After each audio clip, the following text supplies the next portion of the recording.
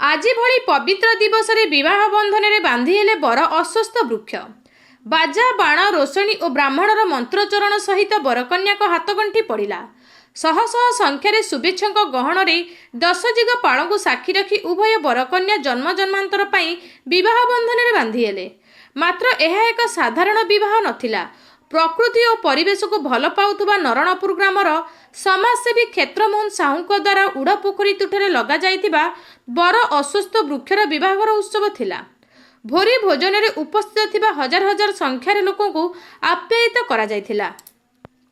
बालेश्वर जिला नीलगिरी उपखंड अधीन नरणपुर ग्रामर क्षेत्रमोहन साहू और तांको धर्मपत्नी सुभद्रा साहू बरपक्षर समस्त व्यवस्था करिथिबा बेले पोड़ाशुड़ जगन्नाथपुर ग्रामर कार्तिक बेहेरा और धर्मपत्नी सुकांती बेहेरा झील अस्वस्थर वैवाहिक कर्म करथिले। मानव समाजर प्रचलित समस्त प्रथा परंपरा अनुजाई उभय बरकन्या विवाहर करा जायथिला। 3 जण ब्राह्मण पंडित होमयज्ञ सह समस्त नीतिकांति करी बरकन्या हाथगंठी पकाइथिले।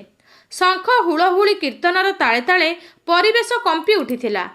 उभय परिवार समस्त खर्च बहन करी एभली एक महत्कर्म करिथिबारु तांकु अंचलवासी तरफरु साधुवाद जणाइछंती। एभली मांगलिक कार्य अवसर प्राप्त शिक्षयित्री सुकांती बाग, अजय परिडा एवं तांको परिवार समेत प्रभात प्रधान, राजेंद्र साहू, जोगेश्वर साहू प्रमुख बहु बाध्यन्य व्यक्ति सहयोग एभली एक पुण्य कार्य संपन्न होइछि।